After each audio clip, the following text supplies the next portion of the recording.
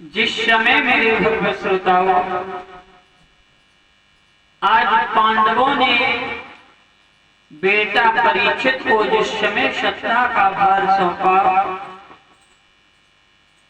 राज्याभिषेक किया, तो राज्याभिषेक करने के पश्चात में मेरे भक्तों जाकर के हिमालय में गलने के लिए चले जाते हैं।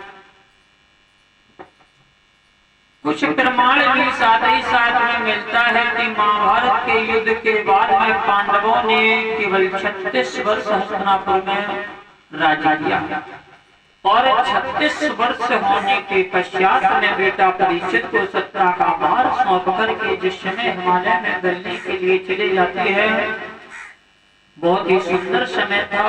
द्वापर का अंत समय वो था, कलयुग की बारी आई थी। ऐसे में राजा बनाए पांडवों ने परीक्षित को और हिमालय में गलने के लिए चले जाते हैं। बहुत ही सुंदर महाराज परीक्षित के विचार हैं। अपने प्रजा को पुत्र की भांति देखते हैं, लालन पालन करते हैं। भक्तों, एक दिन का समय था, घोड़े पर सवार होकर के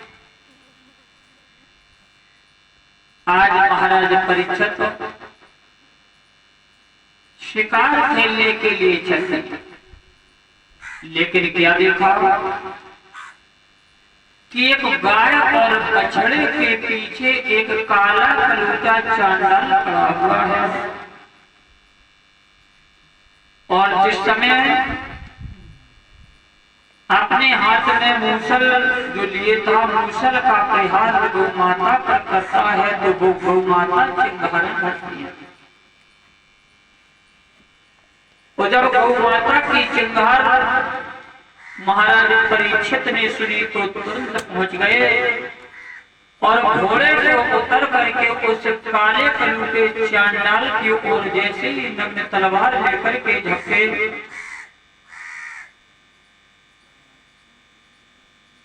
तो काला कलूटा चांडाल हाथ जोड़ करके महाराज परीक्षित की शरण में आ गया।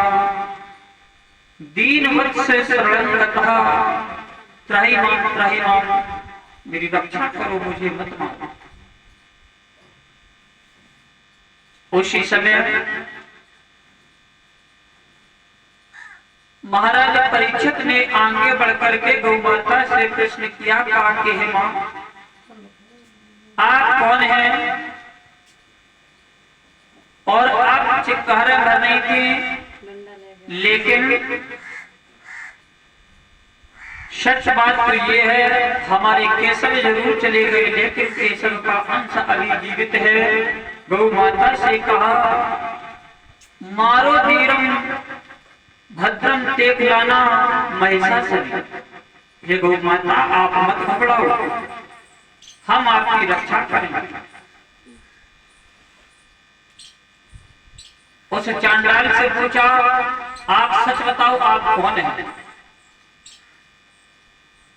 और नहीं बताओगे हम तुम्हें मृत्यु दंड की सजा देंगे।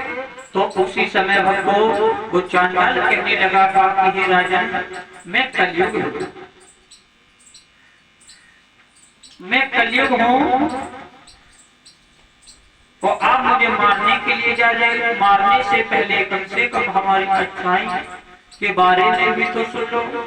परीक्षित ने कहा कि हम मूर्ख को, तेरे अंदर कोई अच्छाई नहीं है, सभी बुराइयां भरी पड़ी हैं। कलयुग दिखाते ही नहीं, ऐसा नहीं है। हमारे अंदर एक बहुत ही सुंदर अच्छाई है, बहुत ही अच्छी एक अच्छाई है। क्या? कलयुग केवल नाम अधरा और सुमर सुमर नर उतर ही पारा, मानस पुण्य हो ही नहीं पाता। हमारे अंदर बहुत ही सुंदर अच्छाई है राजन। सतयुग, त्रेता और द्वापर में मनसा पाप लग जाता था। लोग अगर किसी के बारे में कोई गलत विचार अपने हृदय में लाते थे तो उन्हें पाप लग जाता था। लेकिन हमारे अंदर ये नहीं है, हमारे कार्यकाल में ठीक विपरीत है। मानस पुण्य हो ही नहीं पापा।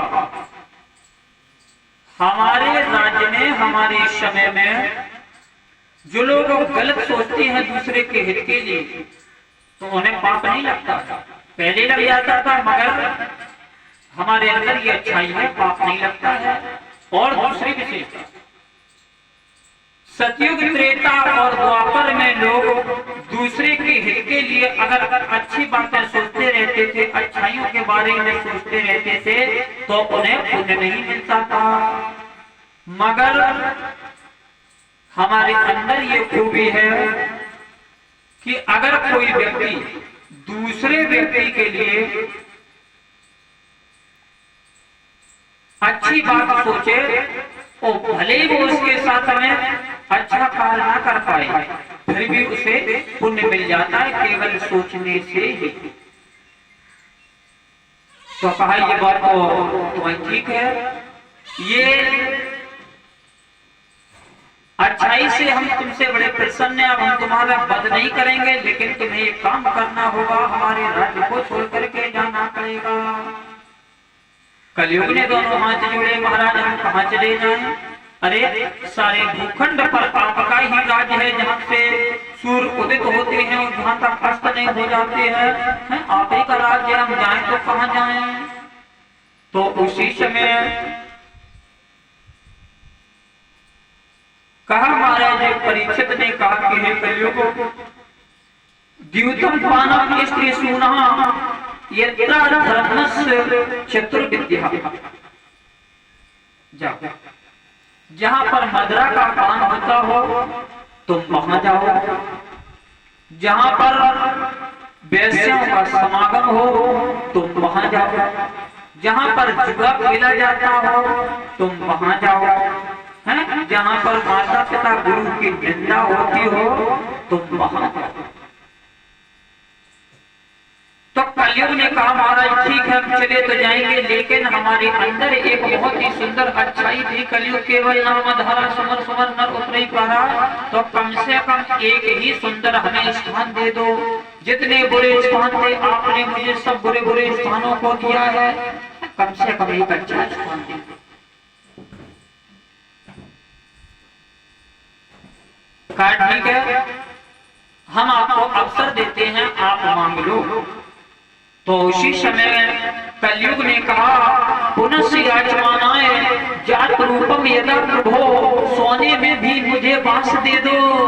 तो भक्तों राजा ने नहीं समझ पाया, और जैसे ही कहा कि मुझे सोने में भी बांस दे दो, तो उसी समय कलयुग महाराज ने लगाई छलांग, और राजा परीक्षित के जो सर पे मुकुट था उसी में हो गए सवार। बोलिए गोविंद भगवान की जय हो। भक्त अब आप लोग सोच रहे होंगे कि सोने के मुकुट में जो परीक्षित के सर पर विराजमान था उसमें ही जाकर के कलयुग ने अपना वास क्यों किया? भक्तों इसलिए किया क्योंकि वो सोना अधर्म की मुकुट, वो जो मुकुट था, जो सोना था मुकुट का, वो अधर्म का था। वैसे तो श्रीमद् भागवत महापुराण में भगवान कन्हैया उद्धव जी से कह रहे हैं कि हे उद्धव सोने में मेरा वास है, लेकिन इधर इस प्रसंग से ये साबित हो रहा है कि कलयुग कह रहा सोने में मेरा वास हो। तो अब बताओ किनका वास माना जाए और किनका ना माना जाए। लेकिन यहाँ पर संतों ने,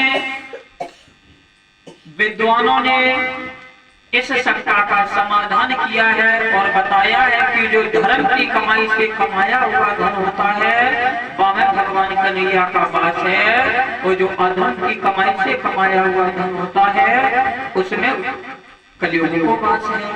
तो इसी प्रकार से जो राजा परीक्षित के सर पर जो मुकुट सोने का रखा था उसी में जाकर के सवार हो जाते हैं कलयुग महाराज। लेकिन फिर भी एक शंका की बात है, आप लोग सोचते होंगे कि राजा परीक्षित तो एक धर्मात्मा राजा थे, लेकिन फिर इनके सर पे जो मुकुट था उस पर कलयुग का वास क्यों हो गया? तो हम आपको बता देना चाहते हैं, ये मुकुट एक राक्षस का था। ये मुकुट जरासंध का था। जिस समय कुंती पुत्र भीम ने जाकर के जरासंध का वध किया था, उसी समय इस मुकुट को भी अपने हस्तिनापुर में लाए थे और वो मुकुट रखा रहा धीरे धीरे समय बीता, तो उसी मुकुट से राजा परीक्षित का राज्याभिषेक हुआ। बात समझ में आई? तो बोलो राधे। लेकिन भक्तों हुआ जैसे ही सर पर सवार हुए आज कलयुग महाराज परीक्षित के, तो परीक्षित तो धीरे धीरे आगे बढ़े, पहुंच जाते हैं शमीक ऋषि के आश्रम में। शमीक ऋषि समाधि में लीन थे। आवाज लगाई, कहा कि हे महात्मन, मुझे बहुत प्यास लगी है, मैं भूख प्यास से पीड़ित हूँ, थोड़ा सा हमको जल पिला दो। लेकिन सच्ची समाधि थी, महात्मा सच्ची समाधि लगाए हुए हैं। समाधि में लीन होने के कारण जब वो पानी नहीं पिला पाया, तो उसी समय राजा परीक्षित को क्रोध आया, क्योंकि कलयुग में पहले बात कर चुका था। तो राजा परीक्षित को क्रोध आया और एक मरा हुआ सर्प जमीन पर पड़ा था, उस मरे हुए भक्त सर्प को लिया, उस शमीक ऋषि के जाकर के गलिये में डाल दिया और वहां से अपनी नगरी के लिए प्रस्थान किया। लेकिन जब शमीक ऋषि के पुत्र श्रृंगी ऋषि को ये अवगत हुआ, तो उसी समय कमंडल से जल लिया और श्राप दिया। कहा कि हे मूर्ख राजा, तूने हमारे पिता का अपमान किया है,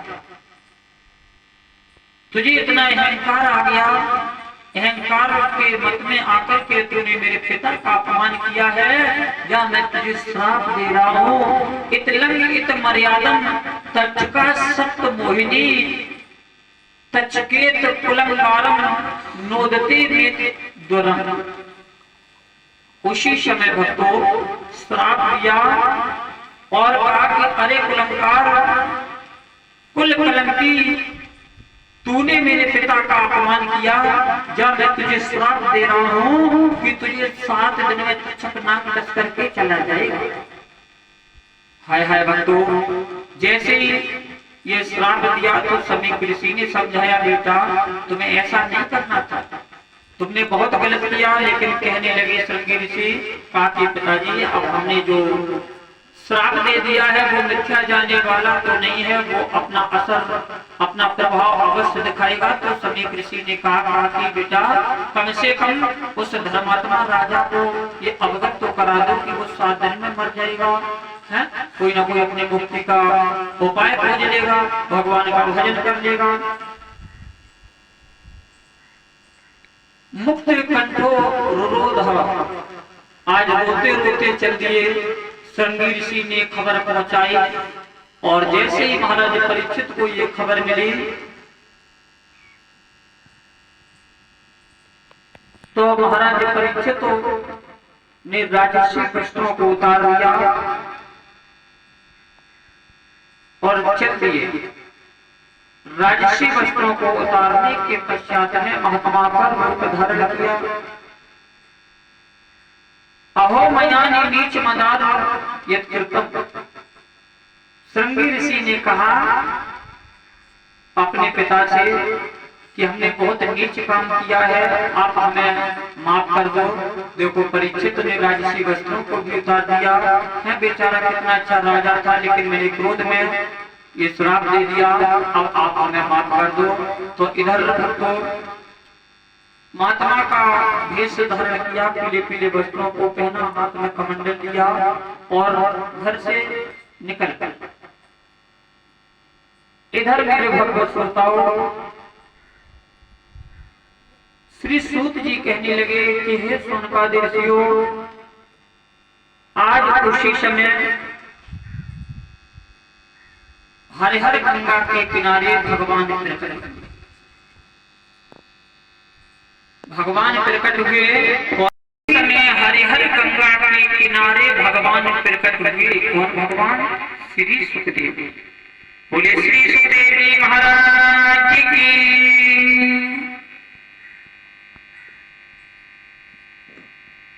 तत्र भवतो भगवान व्यास पुत्रो।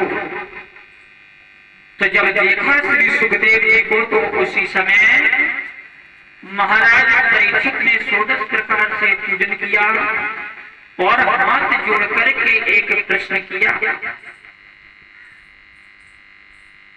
कहा कि हे प्रभु, मरणाधर्मी प्राणी का क्या कर्तव्य होता है?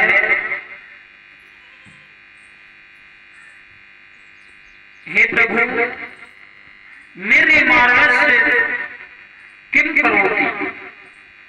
मरने वाले को क्या करना चाहिए? निर्माणस्य किम कर्तव्यम?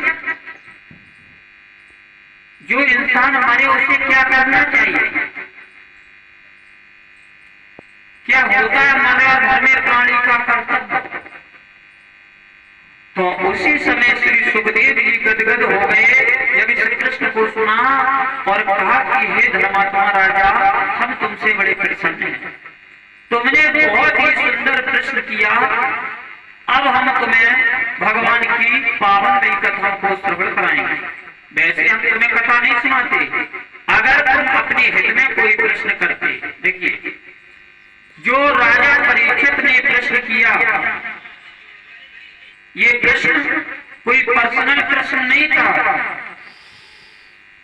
मेरे मानस किम कर्तव्यम, अर्थात मरने वाले को क्या करना चाहिए, ये प्रश्न जनहित के लिए हो गया, ये सभी के लिए प्रश्न हो गया, क्योंकि सभी मरने वाले हैं। वो 7 ही दिन में सभी मरते हैं, ना कोई 8 दिन में मरता है, ना 9 दिन में, 7 ही दिन में इस संसार से जाना पड़ता है।